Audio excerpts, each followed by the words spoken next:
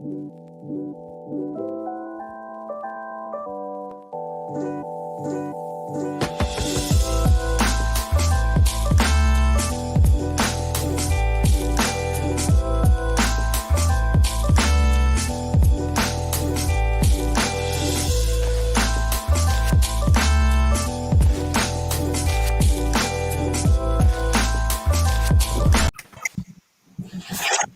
that was fancy. Fancy, right? Yeah, that was pretty fancy. I like that. We got intro music and stuff, y'all. Shout out to Josh and the DCP team at Bright Bay for putting us on, making us real fancy. We're a whole network around here. Thank you, Awesome. Josh. We Yes. love you. Yes. All right, welcome y'all. What's going on, fam? This is your girl, your cousin Tanesha Peoples, live with my homies, my co-conspirators in the good trouble, Mr. Jason B. Allen and Mr. Nehemiah Frank. Today we have y'all. If y'all don't know about Nekima Levy-Armstrong, y'all about to find out today. Cause this is live in the building with us on TDRS. And we about to get into it, y'all. But before we get into it, first of all, we got to definitely shout out all the women for International Women's Day.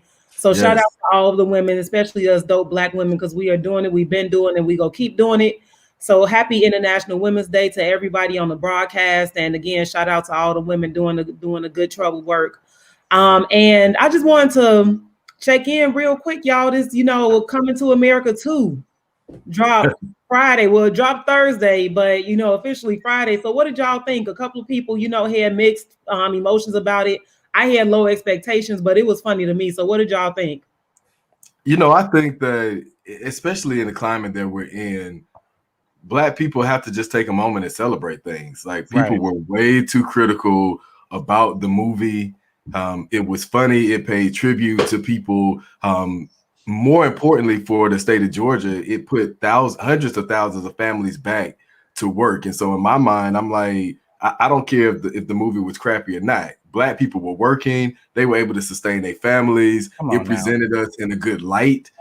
There was no, drug dealing and women being, personified as thoughts and, brothers being bashed because they didn't take care of their kids. Like it was a good, wholesome, representation of Blackness, and I salute them. Yeah, and also, a little known fact, I guess people didn't know that was filmed on Rick Ross's property, right? Like, and then Rick was in the movie. Somebody was like, Rick Ross is African and he from Zamunda. Like, like y'all stupid, but yeah, like Rick Ross is clearly balling and did it for the state of Georgia. Nekima, Neo, what y'all think about it? Did y'all see it? Yeah, so I definitely saw it. I thought it was great. I completely agree with everything that my brother Jason B. Allen said. Folks were working, during the early stages of the pandemic to get this out. The Black dollar was circling. Y'all know how I feel about Black Wall Street. I think that's great. Black folks were putting money into Black films and supporting Black talent, which is, something that we definitely need to do. But, on a deeper level, I really did enjoy the film. I feel like maybe just recently, Black Hollywood there has been like this emergent or this like intersect of bringing Black American culture and African culture together in a unique way. And I think this movie definitely did a really good job of that. So I'm proud of him. Facts. Nekima, did you see it, sis? I know you be out, you be busy. I did see it. Some of my activist friends and me watched it together. And one of the things that solidified for me, if we didn't already know, is that Black don't crack. Because I'm like, first of all, how are y'all doing this film 30 plus years later and you look very similar to how you looked 30 plus years ago? Right. That was amazing to me. And then to have one of our hometown heroes, Stokely from Mint Condition, on the soundtrack, that was super dope. And then I probably have a bias here, but I love the representation of dark-skinned Black women in the film. Come on now. Right? The oldest princess, Leslie, I can't remember her last name, but the comedian. Yeah. Yes. Even though there was some stereotyping connected to her character, it was still beautiful to see dark-skinned women on screen, just representing a variety of different personalities. Because so often we get boxed in or we're absent. So yeah, I thought it was funny for the fact that it was a sequel that was iconic. Right. And let's talk about like the babies too, like the daughters. Like, so first of all, his actual daughter, Eddie Murphy's daughter, was one of the princesses in the film. And also Ricky Smiley's daughter. Right. And so I also thought that like the way that the strength that they represented in the film was just really empowering for young people, and especially for Black women too. Even as far as like the intellect, in every way they showed them as being powerful. And I think that that's, been long overdue. Yeah, and it should be something that's normal, right? Like that should be what we see on a normal basis. And I think that a lot of the negative critique that came from us, that came from the Black community, was because we have been, conditioned to believe that it's normal for us to be on reality TV and fighting and, showing our behinds and, doing it because we bout it and all of that. I'm like, that's a part of the culture, but that's not the culture. Like the culture was represented in a magnificent way. And I think it's something that definitely should be celebrated, especially a movie led by Black brothers that uplifted Black women in such a way that they are not. I just could not believe that people really were upset about the representation of Black people in this film. I mean, I was surprised to see, on a lighter note, and going back to what Nekima said about Black Don't Crack, I was surprised to see Morgan Freeman. Y'all, first of all, everybody know what year Morgan Freeman was born, because Morgan Freeman got to be about 303 years old. And I don't think he's human, first of all. He ain't human. Now, hold up. Now, we had Morgan Freeman. Gladys. We had, who else did we have? Gladys was in there tearing it up. Jones, what's his name? Yes. Gerald Jones. Yeah, he was in there. I was... Y'all, and Salt and Pepper. It was a lot of cameos. Salt and Pepper, come on now. And for a second, I was like, I thought he was dead. For a second, I literally thought that, and I was like, oh, okay, well, I guess he's alive. Well, this is great, so. Yeah, now the funeral part almost took me out, because I was like, no, he's too close to this age for us to be playing. Like that. We don't need that. We just had Cicely, go ahead and enter the answers. We don't need it. Right. That is so true. And I think there was only one white person in the whole film, Louis Anderson. Mm-hmm. I think that's his name. That was it. If I recall correctly, only one white person in the whole film. And sometimes Hollywood blockbusters don't get made unless you have a white character who is centered. So I was really happy to just see our people, and showing that we are not a monolith. Come on. But we have a variety of different personalities and experiences that make us who we are, which is beautiful. Yeah. So shout out, y'all, to Coming to America too. If you haven't checked it out, go ahead and check it out. Shout out to Eddie Murphy and his genius, because regardless of what bro has done over the years, I don't know if he's been involved in these scandals. Like, he's a talented brother. I was watching what's that, Nutty Professor, something like that, in the kitchen table scene where he played all those characters, like Arsenio Hall. Very talented. Check the movie out. Support Black, and we go get into the show, y'all. So again, we got sis here. We got Nekima. She's in her car, y'all, because Nekima is always in these streets fighting for justice, for the justice for Black people. And we want to have her on the show because we're talking today about the criminalization of Black people, specifically in the injustice system. And so I just want to get like y'all early thoughts on what's been happening. Like, Nekima, you right now, again, you just leaving the protest because they're doing they're starting the jury selection, right, for the cop. I don't even want to say his name, but the cop that murdered George Floyd. Like, tell us your emotions, like what's going on in the Twin Cities right now. Well, the protest is happening right in front of me. I was out there, had on my bulletproof vest, armed, unfortunately. And then I came to my car so that I could be a part of this broadcast. I'm like, listen, I love connecting with my people who dropping this knowledge, who loving on our people. So I stepped away from the protest. But there are, I don't know, probably 400 or 500 people out here standing up for justice for George Floyd, demanding the conviction of Derek Chauvin, who is the officer who is infamous for pressing his knee into George Floyd's neck for over 9 minutes. And so the jury selection is supposed to start today. There are some legal challenges going on. And so people are wondering what's going to happen with the trial. And then depending on what happens with his trial, The other 3 officers are supposed to be tried later this summer. We led a protest last night that included 700 or 800 people. It was like a funeral procession. It was called I Can't Breathe, Silent March for Justice. And it was extremely powerful. We had a mock casket made. We had Black men and allies acting as pallbearers. And we carried flowers and signs through the streets of downtown Minneapolis. So very powerful, a lot of energy here, a lot of people standing on the front lines fighting for justice.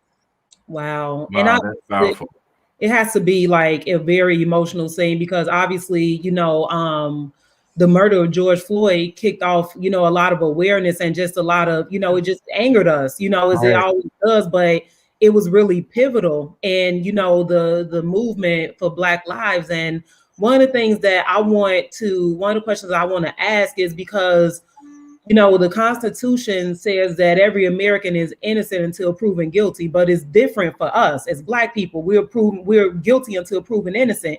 Right. And even in the case of George Floyd, they tried to criminalize him in the media to make it almost seem like he deserved, that treatment. And so what did this come from? Why are we being unfairly criminalized from the day that we're born? And how does the criminal justice system reinforce this contradiction of innocent until proven guilty and these biases? Well, you started out talking about the Constitution. Remember, in there, we were written prefixed, right, by a bunch of white men who had no business dictating the principles that this country would stand upon, especially because many of them were slave owners, had engaged in rape of Black women, had fathered Black children that they abandoned or enslaved. So that's the starting point for all of this and how we got here. Not to mention our Blackness has been criminalized since the beginning, since we got here. And I just feel that, I don't know if there's some jealousy involved with regard to what melanated peoples have been able to do in spite of the oppression that people have tried to place upon us. God has shown time and time again, as well as our ancestors, that they cannot kill our spirits and they cannot kill the resiliency that we have and the creativity that we have as Black people. That's good. That's a word. Good job. She said begin again. And I was like, that's so perfect because my book for today's show is Begin Again, which focuses on the words of James Baldwin around the criminalization of Black Americans. And, in my mind, shout out to all of our TPU activists. Gerald Griggs, who was supposed to join us today, is at the Capitol at this very moment right now, rallying against the 23 voter suppression bills that have been laid out on the floor from House representatives and senators as backlash against Black and brown citizens in Georgia who came out to vote. And so now they want to take that right away. And so we're seeing things very from the onset of this country that speak so timely to what Nekima just said. And it was so timely that she said begin again, because that's the book that I'm drawing a lot of context from for the show today. So just shout out to all the activists across the nation who are at capitals and at federal buildings protesting and bringing awareness for the change that's needed. I want to connect the dots because I think one of the things that really drives us is connecting the dots of how all these systems are entangled, right? And so we talk about these voter suppression laws, and we thinking about criminalization and imprisonment of Black people, how when you go to jail, your voting rights are stripped, and so that in turn seeks to disempower you as a citizen. Going back to, all these things that these equal rights and stuff like that, kind of talk about, for those who may be unaware, how those entanglements work, how that disempowerment works with the criminalization in order to take away your voting rights and essentially take away your powers as a citizen. Y'all dig into that a little bit. Well, before they started to disenfranchise people with criminal histories, they were denying us the right to vote from the very beginning, right? We weren't even considered citizens in this country. If you look at the Dred Scott case, one of the things that's most important to me about that decision, and for those who don't know, Dred Scott was a Black man who was born into slavery and who came to Minnesota, of all places, with his master, and he essentially lived life as a free person on Fort Snelling. And he got married to a Black woman during that time. And then when his master wanted to leave Minnesota many years later, he sued to say, listen, I'm free. I've lived as a free man. I've lived on free soil. I deserve to be free. And in that Supreme Court decision, the Chief Justice, his name was Roger B. Taney. He came from a slaveholding family. I'm paraphrasing, but one of the things that he said that's so crucial is that the Black man has no rights, which the white man is bound to respect. And I believe that that sentimentality undergirds a lot of our jurisprudence in this country, how our criminal justice systems are set up, as well as the fact that we have essentially been denied the right to vote from the beginning. Think about the fact that, of course, enslaved people couldn't vote. We were just counted for the South to get access to more resources. And then when the right to vote was granted, they put all these literacy tests in place, things that white people couldn't even pass in order to try to deny our vote. And now the disenfranchisement of people with criminal histories is yet another example of how they are trying to deny our right to vote. But being denied the right to vote is very similar to our being denied the right to an education, being denied the right early on to work and be paid for our labor, and essentially just to be treated like human beings. In terms of the criminal justice system, I think it's important for people to look at the documentary 13th, which talks a lot about the 13th Amendment, which was supposed to abolish slavery. But we know that there's a caveat in the 13th Amendment, which says, I'm paraphrasing, neither slavery nor involuntary servitude shall be allowed, except if one has been duly convicted of a crime. Now, if the government was serious about abolishing slavery, after all of the inhumanity and brutality and everything that we are still dealing with as a result of it, why would they open the door to a new form of slavery through the criminal justice system? Come They on. want to keep us as property. Come And on. so that's what we're dealing with today through all these systems. And we dug into that a little bit last week when we were talking about how Black kids are the new cotton. And I even wrote a piece about the school being connected to chattel slavery.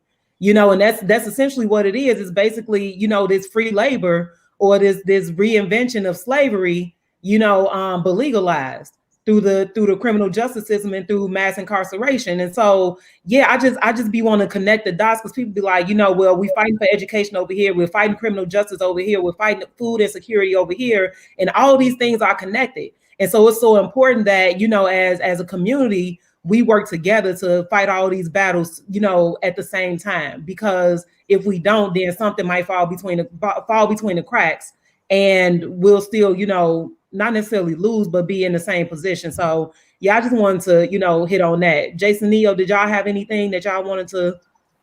Sis, I was gonna say, I'm reading the book that I'm going to be doing a fire chat on called Winners Takes All, right? And it speaks to the art of war. We say this frequently, we are at war.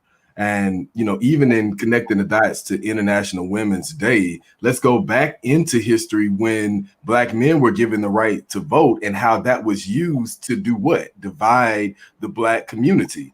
Everyone was attacking Blackness, right? So Black people were criminalized even amongst ourselves, because now you have Black men who are taking on the roles of their oppressors, because now we have power. We have become, the men of our community, even though we were already kings of our community. Why do we need to assimilate and get some notion of power from the people who are oppressing us? And so Black women who have carried this for so long have always advocated for Blackness to not be criminalized, even though they were silenced by white men and they were betrayed by white women who were supposed to join with them so that women could get rights in a sense, but they took that and got rights for themselves and still disenfranchised Black women. And so, even in all of these quests for freedom, for the, addition of basic human rights, Black people have always been at the center of these movements, and we have always been casualties of war. To be quite honest, I think it's because we don't understand the art of war, because we are loving people. We're about peace. We're about unity. We're about community, and we get sucked in. to this art of war that continues to criminalize us. Come on, Neo. Something was behind that. I mean, I agree with what everybody is saying. I mean, this country wasn't built for us. We already know that. Even when it comes to just reproductive rights for Black people, period. Thinking about the amount of Black people that are incarcerated today, thinking about the amount of Black people that have been disenfranchised and that are feeling the white lash of voter suppression, right? There's a tidal wave that is reemerging across the South and across heavily led Republican states to deny Black people the right to vote, even so loud as to deny Black people or deny people, period, right? People, period, the right to vote on a Sunday, right? And we all know that Black folks are accustomed to see you at the polls on Sundays. So, I mean, we're being targeted for a reason. And that reason has a lot to do with the demographical shift of racial groups in this country. And so, yeah, people are fighting. They're fighting like hell because they're afraid that we're going to take over and that they're not going to be empowered. I think even more so, they might even be afraid that we're going to treat them as they've treated us once we do obtain the power. So. I mean, and they should be nervous. Hell, I mean, the shit they done us over the years, but again, it's in our spirits to be loving people, and forgiving people. Not to say that we should forget or that, we shouldn't demand justice and justice particularly in the form of reparations. But, I mean, they should be nervous. You should be nervous because you know that your ancestors and your family members continue to do terrible shit. And if I could just add something to the table, like, I don't know if y'all saw that CBS special last night with Meghan Merkel. Go ahead, brother. She was pretty much exposing the royal family's racism and, how they didn't say any names, but I mean, we all know it was Prince Charles, right? Prince Charles, that pretty much was worried about. Just real quick, they've been living for a bit about Morgan Freeman age. I'm sorry, I just had to throw that in there. I was like, damn. So Prince Charles, we all know that Prince Charles is the one that they pretty much narrowed it down to him. He's the one that we can all pretty much assume was the one that told Meghan and his son that, they were worried about Prince Archie being too dark, right? I just think that and that's where it comes from. Like, the bullshit that we're dealing with in this country today stems from that family's history. And it's insane to think like they're still thinking like that. Here you have this father who's decided to just abandon his own family, his own legacy, his own history, because he's trying to protect his wife and his kid, his Black child. And, kudos to Prince Harry for sticking up for his wife and for his Black kid. And I think it's a damn shame that, we're still dealing with this, but that's where it comes from. It comes from that family. Yeah. But, Brother Neo, and I don't want us to get too far away, but I just want to add this in. A lot of Black people don't watch The Crown on Netflix, but there was a lot of controversy around that because it reflected how the royal family, to be quite honest, they moved away any of their family members that had Black blood and made it seem as if they were mentally retarded or they had mental issues. And it speaks to the way that Black and brown people are treated in this country, especially those who have mental illnesses, and where these stigmas and things come from. So this is not anything new, and we have to be mindful. I know that Nekima and a lot of the activists are seeing this in their work on the ground every day. We cannot forget the tactics of oppression.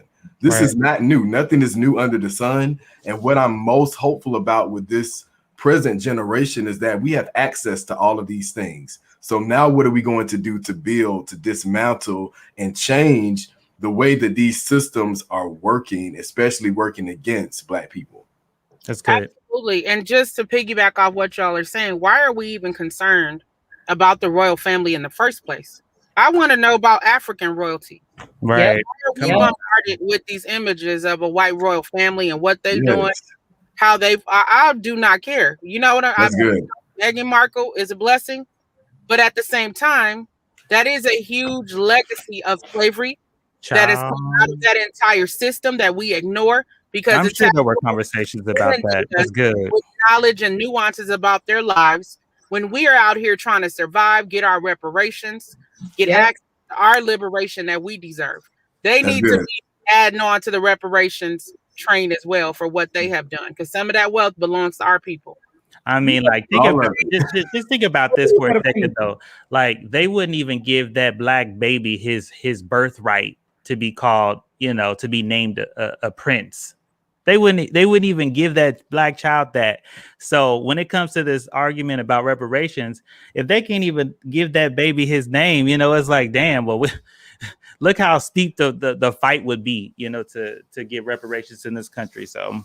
But I saw that Evanston has some sort of reparations plan. So I don't know if anybody can speak to that. I thought that was pretty interesting that they've passed something, or they're considering passing something in Evanston, which is north of Chicago. Yeah.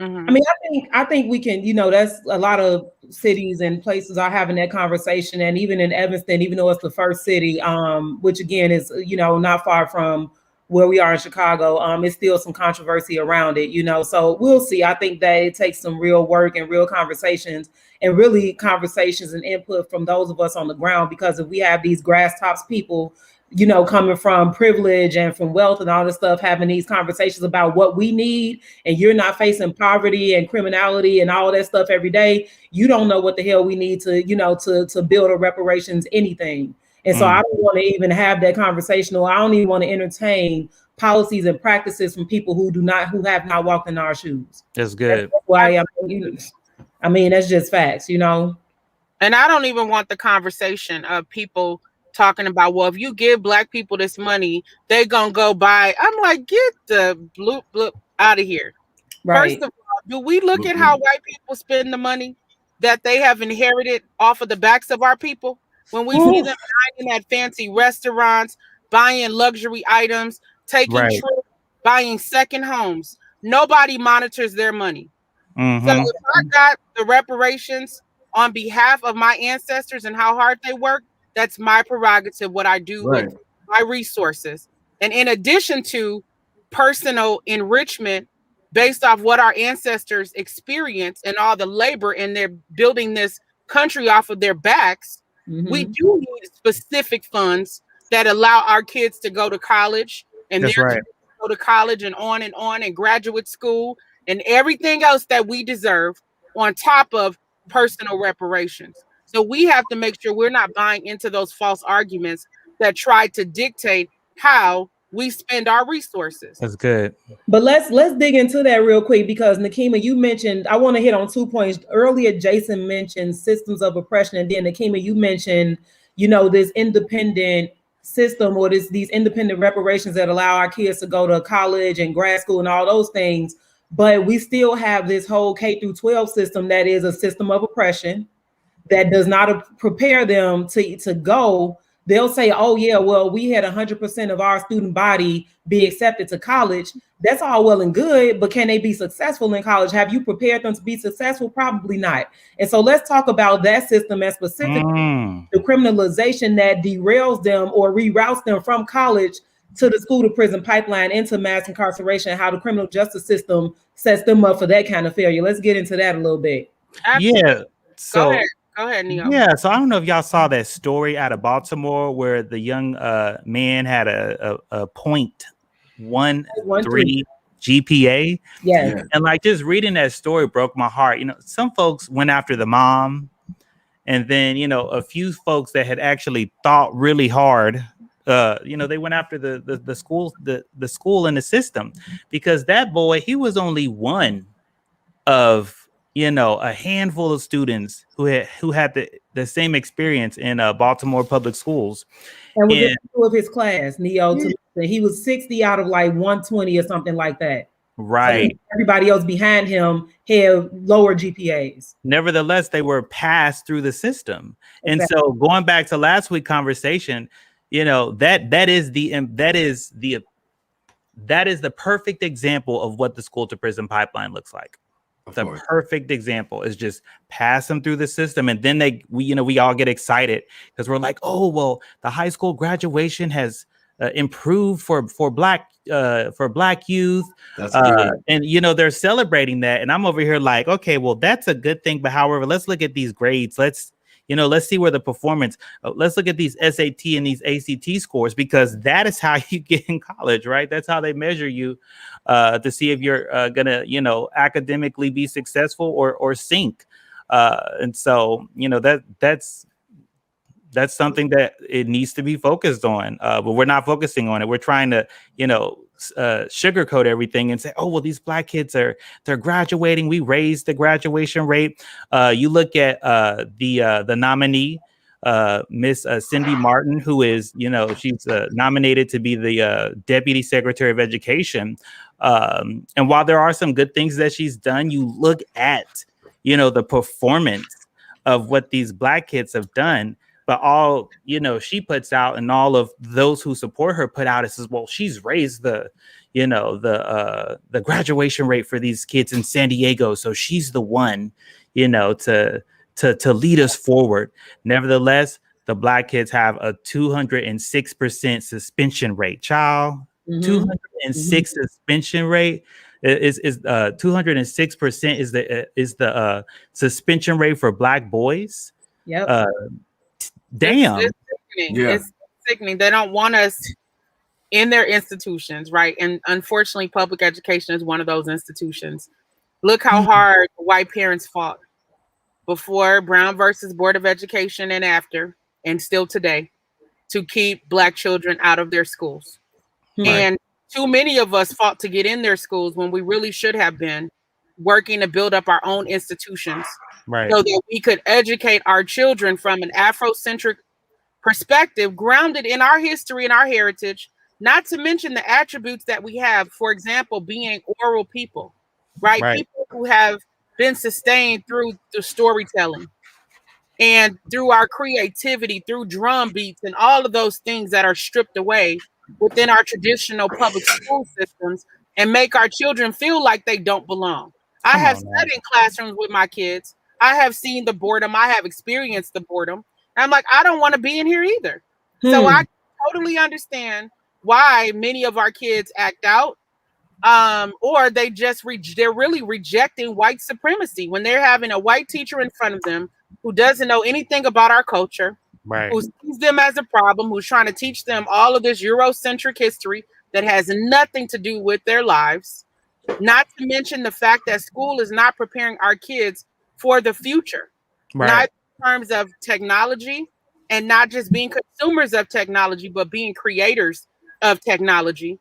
And then beyond that, being able to be on a career path or to start their own business, or even how to use it, if that is what you feel called to do. Beyond that, school does not capture the imagination of our children. That's right. They're using the same textbooks from back when we were in school, Jane, Dick, and whoever else, and their grandmama. That is not what our kids need to capture their imagination and help them see how brilliant they are, especially being brilliant in the context of a racially hostile white supremacist system. Come on now. That's good. Let me tell you, yes.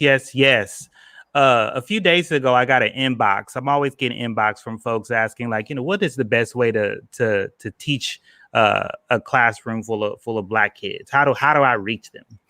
And so this particular teacher had reached out about educating black kids in English class. And so I said, well, why don't you find a popular hip hop song and have them classify each word in a hip hop song, and then you could teach them how words, how the classifications work together to make communication, right, to build language. And she was like, wow, I never really thought about that. And then have them classify another something that's not familiar to their culture, and then compare the two together. And so she she said that she was going to give it a shot. She said, wow, that's a really good idea.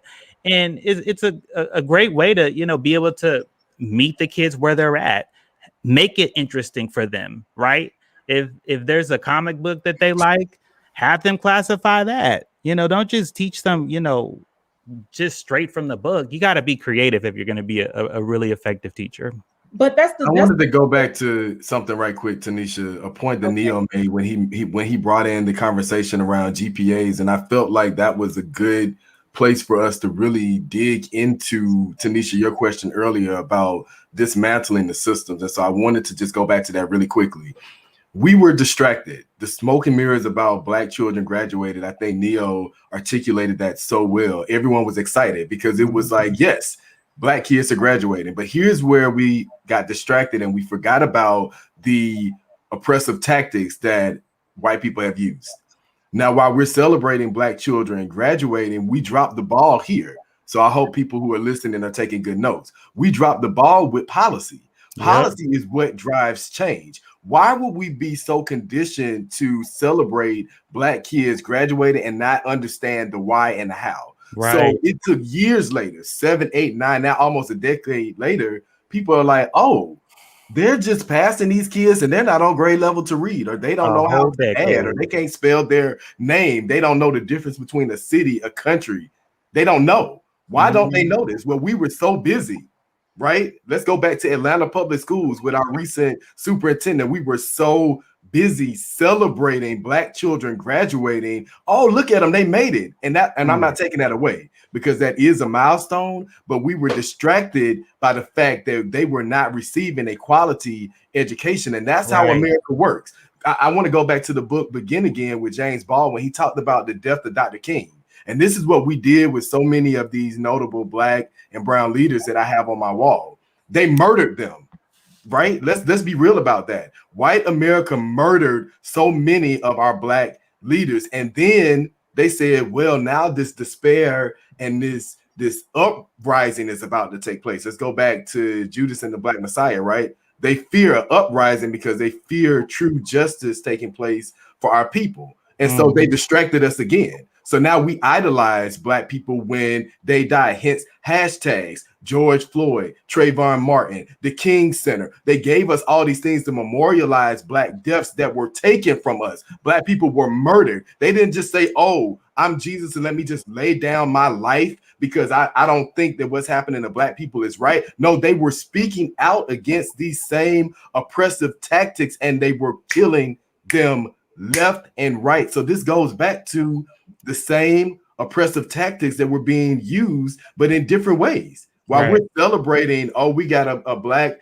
vice president, and oh, we have this, but these senators haven't passed an anti-lynching bill. Nothing is protecting Black lives. And so you know, and like the context. Right, and to add on to what you're saying, in Oklahoma, and I know this is happening in other states across the country, where they actually try to pass bills, right? Like under the guise of divisive concepts, right? Cannot be taught in public schools. That's right. Right. And it's like, okay, well, then any damn thing could be divisive. Right. I mean, like, if y'all want to talk about white history, that could be divisive, too. So, like, you're literally tying your own, you know, you're literally impeding your own white kids from being thoroughly educated about all of history, including their white history when you talk about divisive concepts. But that goes all the way back to the criminal justice system and the Constitution. When it comes to teaching Black children, divisive concepts only applies to Black history. That's right. Divisive concepts only applies to women's history, right? When it comes to the Constitution and Black rights using it to Black folks using it to protect themselves from white supremacy, it only applies to white people. The Constitution only applies to them. That's good, brother. That was really good. So I like, because if we think about all these things, right? We think about how they're not teaching our kids, how they are framing this messaging in a way that convinces our community that they are teaching our kids, right? You know, because we should be proud that our kids are graduating. We should be proud that they've been accepted to college. But in actuality, they haven't taught them a damn thing, right? Right. That's right. So all of this filters them into or puts them in a corner or in a position to where they have to make a decision about how they're going to survive, which again could possibly lead them into the criminal justice system. And so what does these reforms look like, from y'all perspective? What are the three biggest issues or obstacles in the criminal justice system, and what do those reforms or policies look like that will bridge those gaps? And also, before I forget, public service announcement. Y'all check this out. Y'all share this out. We got the link going in the chat and stuff like that. But y'all don't forget to share this broadcast out. It's a very important conversation. We're about to do strategy. So y'all make sure y'all take some notes and definitely share this broadcast out. But going back to the question, what policies need to be in place, and what advocacy needs to be in place to make sure that our kids don't fall into the cracks of again, these oppressive systems that are ultimately setting them up to be chattel slaves, to be the new cotton, to be those capitalistic figures that are funding America's economy, because that's all we work. We work dollars and labor. So what do we need to do, y'all? I definitely would like to uplift mental health, because we're criminalized there first. Mental health is something that Black people do not get the resources for. When we even look at the school to prison pipeline and the numbers of Black and brown children that are displaced in public schools, first of all, they're disserved. Why are they disserved? Because we already know that the research for Black and brown children in public schools that have different learning abilities, whether they're gifted and talented or they have learning disabilities, they're not even diagnosed correctly. So now you're going through a system from K through 12 where someone is teaching you something and it is not even reaching you because they don't have the correct data. So I would say that we need to start with the mental health field. What do we do to change policies? First of all, we have to have clinicians that are in place that understand culture, because you cannot just say, well, Neo is from the Bronx and Tanesha is from the burbs and Jason is from the hood, so everything Black applies to all of them because they're all the same. And that's the first error right there, is that even in mental health, they give us all the same prognosis, right? So we all have the same, illness, and we all have the same ailment, and we're going to do the same thing for all Black people, and that does not work. And so that is what oppresses us right there, when we don't even have the correct diagnoses, we don't have the correct treatment plans, and we don't have any correct supports to help us as Black people trying to just survive in America's systems that were designed to oppress us. So let me ask you, Jason, real quick. What does that look like policy-wise at a federal level and a local level? Because as you mentioned, obviously, funding needs to go into this, right? And so when we think about like Biden's Lift Every Voice plan, which, we still waiting on him to have to, touch on whenever he decides to. But when we think about those federal policies along with the diversity at the local levels, what does that support look like? I would say three things. One, I think it needs to start in higher education with the training of these professionals, and it needs to be driven with equity and diversity, because Black and brown clinicians are not even at the table to help provide research. So I would say, first of all, it starts there in higher education and how they're trained. Secondly, it starts with policies that are connected to healthcare plans. So when we talk about affordable healthcare, well, we need to make sure that this includes all of the resources that people need, including mental health, especially in schools. And so I would definitely say those two things, just because I'm looking at the time. But those two things are really important in the conversations around equity and policy creation for healthcare. It needs to be affordable healthcare that supplies all of the needs for Black Americans. And it needs to touch on higher education, where the people, just like teachers who are being trained, right, to work with people, they actually have the knowledge and know how to do it. Neo, what you think? What do you think? I mean, you always asking us these questions. When I wrote the piece last week, when we talk about guidance, right, and how Betsy DeVos rescinded Obama era discipline guidance that protected Black and brown students in schools that were being unfairly targeted, and connecting that, because that's one of the pieces in the Lift Every Voice plan that Biden said he's gonna, touch on. And that's an easy reversal. And so even when you think about stuff like that, that policy that protects Black and brown students from being suspended, from being being I just lost the word. What is it? Expulsion? Yeah, when they are kicked out of school, we need Biden to reinstate that immediately, to reverse that immediately, because they might be thinking about it from a perspective of, well, we're in distance learning, kids are in school, we don't have to worry about that. But we're seeing situations in which, you know, parents are being targeted for truancy. We're seeing kids, you know, if you don't log on to to school or whatever, you're absent, then again, these kids are lost doing distance learning. And so when we talk about those discipline practices, that policy needs to be reversed immediately so that Black and brown kids aren't unfairly targeted. So that's just one piece. But who's making the money behind the policies too is what we also have to be mindful of.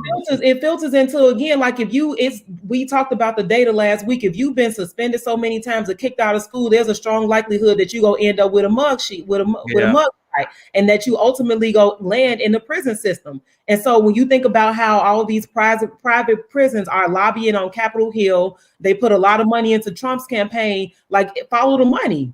And so that's getting the money off the backs of our kids being suspended and kicked out of school, the mass incarceration industry, because they want their free labor. So this is where I'm at on this whole situation.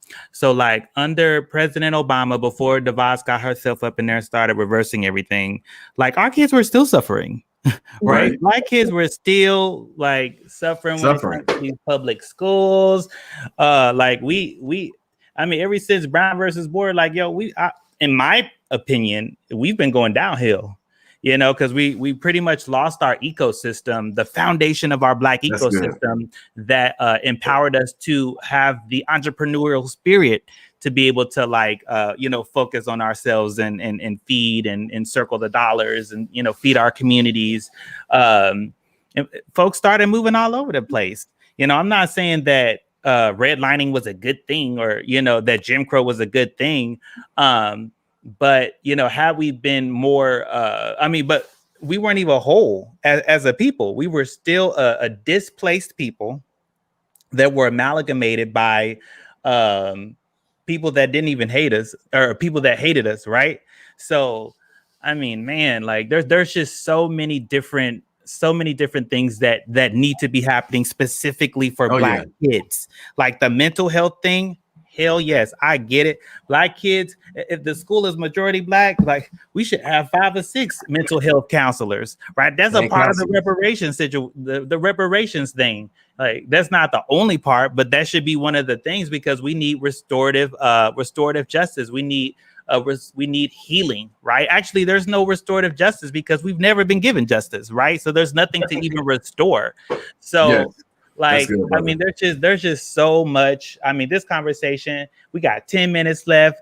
We need to make sure Nekima come back so we can just have a whole nother hour to discuss this shit, because there's just way too much stuff that needs to happen to us. No, and I don't feel like the Democrats, you know, solely can even. Joe Biden can't even pick a good deputy secretary. We all over here hollering about this woman's track record of suspensions with even the Black girls, 47% above the average of Black kids, the average of at San Diego's school district. We're suspended 47% more Black girls. So, I mean, where is the starting point? And this lady, real quick, Nekima, I want to get you here, but I just want to highlight this point that I also put in my piece last week about how 1.7 million kids, I think it's in California, were in a school with a police presence and no counselors. That's everywhere. Criminalization from that point is like, you want to incarcerate us, but you don't want to support or you don't want to mitigate the issues that cause our trauma and things like that. So, you know, it's like, think about that systemic stuff. But Nekima, come on in real quick, because we need you definitely on this, because you push a lot of policy, you do a lot of fighting in the streets, especially in criminal justice. So what do you think needs to happen as far as policy reform or implementation of new policies to ensure that Black people aren't falling into the cracks of the criminal injustice system? Okay, so my mic is a little choppy, so please forgive me if that is the case. Can you guys hear me? Yeah, I hear you. Gotcha. Okay, thank goodness. All right, so in terms of policy, I think that first of all, Black parents need to raise hell about the school to prison pipeline. We need to stop believing the lies that our children are at fault for what's happening within the system. Too many grown-ass adults are being paid off of the backs of Black, brown, indigenous children, and there's no real accountability for producing results. When you look at the statistics of how our children are faring, it is very shocking, first of all. But second of all, no corporation would have those kind of numbers and still exist and still be comfortable with that. Yes. So why are we comfortable continuing to pay these people for inflicting harm upon our children? And we also suffered from what I would call a bait and switch. Back when the tragedy of Columbine happened, we were told that we needed police officers in our schools to prevent a similar mass shooting or some other situation. And what have we seen happen? That those policies and those resources have been turned against our children.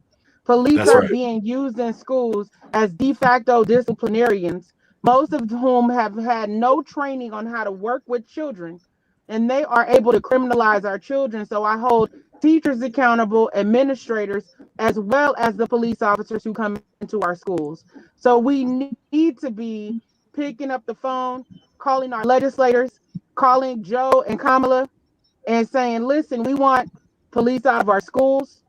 We want to see pipeline resources for more Black teachers, particularly Black male teachers, to be able to enter our schools. So it is time for a paradigm shift, and it's only going to happen if we are willing to get in their faces and demand the changes that we want to see. We cannot sit back and tolerate what's going on. Right. And so like I want to go back real quick to the mom of the son who had the GPA that was 0.13, right? So a lot of folks, they was blaming the Black mama, you know, but this is her responsibility. Like Black folks ain't already tired, right? Tired. That mama had 3 damn jobs and she had other kids as well. So she's, you know, like there's a lot of pressure going on in her situation. Is you know, it's shaped by the systemic racism of, you know, hundreds of years that led that mom to that point, that led her son to the point that he was, you know, just getting passed through the system. Like it's not solely her fault. The system failed Black people. That's the problem, right? And so you know, to lift us up, I want to shout out the National Parents Union. I'm actually one of the delegates for the National Parents Union. So if y'all need some support out there, like for all parents, like even if you know, it's the National Parents, we support Black parents, we support brown parents. If you a rural parent, if you a mama, a white mama with a kid with a disability and you shouting and ain't nobody trying to listen to you, you are welcome to the National Parents Union too. But for all of the Black mamas and dads out there, just grandmas who keep picking up these kids, you know, after school, like the National Parents Union is here for you. We can help you. We can assist you. We have training seminars on how to advocate in the halls of, you know, in legislative halls. So please reach out to the National Parents Union. So I'm going to hop in just right quick to Nekima's point about more Black male teachers. I do think that we need more male educators of color inside of classrooms, but we also need teachers, whether they're men, women, white, Black, yellow, purple, green, to be social justice minded, because teachers have been silenced too long to see police officers in schools slamming kids on the ground, and we turn the other way because we're fearful of our contracts. So I want to be clear about that. The teachers, we know the clear and present danger that Black and brown children are facing every day when they go back into overcrowded, unproductive public schools that do not have the mindset of properly educating them. I also want to give this point to, you know, I love when Tanesha drops data because it does speak to the issues. However, in leading the Atlanta Student Coalition, one of, you know, my student leaders asked us about data. Why does it always negatively reflect us? And that allowed me to come in and say, well, listen, let's go back to begin again. When Eddie Goss is talking about James Baldwin, and he says that data is the #1 champion of the oppressive systems in America. Why? Because we always see the numbers of single Black moms. we always see the number of black men who are in prison. We always see the number of black kids who can't read, and black people can't do this, and black people are this, and black people are so bad, and black people are just lost, and black people are hopeless, and now I'm depressed, and now I don't feel like I can make it. Well, we have to stop that because we already know what the issues are. Now, I want to hear about the numbers of black boys that want to be doctors. I want to hear about the percentages of black boys see those statistics. Counselors or teachers. I want to know the black girls that are working on a cure for cancer, who are dismantling systems. We don't see that data. And so now we have to take data and use it for building our community, because the present day data that we see on a daily basis, that a lot of these nonprofit organizations want to see, that a lot of school systems use to fund these billionaires who are building the school to prison pipeline. So all of these systems that oppress us, they use the very thing, data, that we say, oh, this is why we need help. It goes back to the people that know what the issues are, that create the problems, coming in trying to fix the problem, but with no tangible solutions, because they're never going to address the issues in the system that are created. Jason, can I just say that you just freed me? Because for like years, let me tell y'all, for years, every single year, I see some new data come out about our black kids. I'm driving home, I got to pull my shit over. Yeah. And I literally and I'm a man, I am a man, but when it comes to like our babies, man, I just break down for them. And I see the statistics. It's like, oh, the black kids just read here and all of that. You right, man. Even I've gotten depressed reading them damn statistics. And I'm over here like, how do we, is this a part of the curse? I'm thinking about all these crazy things. And fight like hell, feel like I'm by myself. I'm like, oh, this is just, we're literally like reinforcing, these racist cartoons in new form through giving this data out about single black mothers or about black kids not being able to read and not focusing on their aspirations.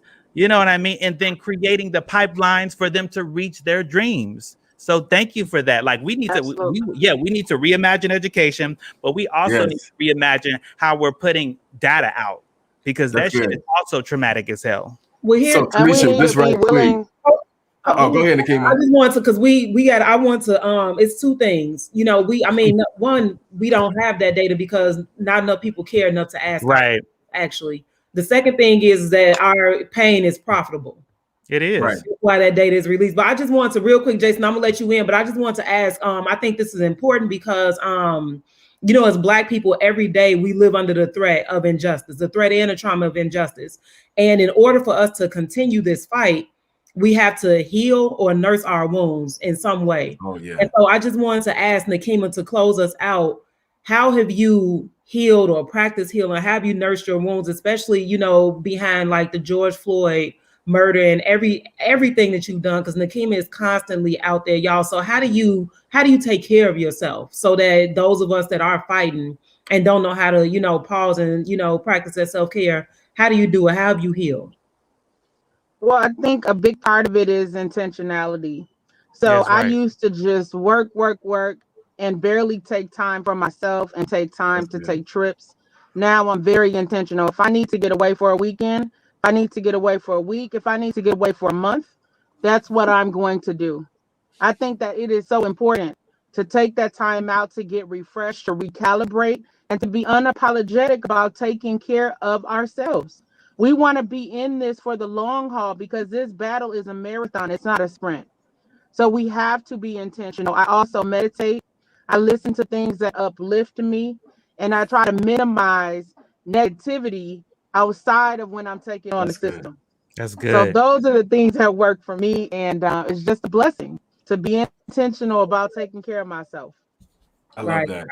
Tanesha, so just real quick, I know that we have a major show at 1:00 that Tanesha is going to announce to us, but I do want to uplift 3 organizations that do have a lot of research on policy, which are the Center for Black Educators, led by our brother Sharif El-Mekki, who's on this show that's starting at 1:00, but also another brother, Jason Terrell, who leads Profound Gentlemen, working to improve the retention and recruitment of male educators of color in Public Schools, and also Profound Ladies. These are 3 organizations that are leading policy changes around the teacher pipeline and creating the data that's needed to uplift us in a way to see hope. So I definitely wanted to throw that out there before Tanesha's announcement about this amazing show that's happening right now. Yeah, y'all. So we got to head out so y'all can catch this show. It's actually one of our fellow activists, Dirk Tillerson, is leading a special discussion on the recruitment and hiring of Black teachers. So this is all connected. So y'all head over from TDRS over to stay on Citizen Ed and check that show out. But before y'all go over there, I want to thank Sis Nekima. We gonna let you get back to stomping the grounds and fighting for Brother George Floyd. But thank you so much, sis. I love you to death. You are such an inspiration. Thank you for everything that you do, and thank you for being on the show today. Thank y'all for having me. I love y'all. This was such a blessing. My soul needed this. This is a form of self-care. Being in the presence of Black brilliance. So thank you guys so much. Yes, love you, sis. Love y'all too. And we love everybody that's tuned in today. We'll catch y'all next week on a new episode of TDRS. But until then, stay good, fight the good fight, and go over and check out that Black teacher recruitment and that Black teacher recruitment conversation. But y'all be good. We'll catch y'all next week. Peace and love, y'all. Peace.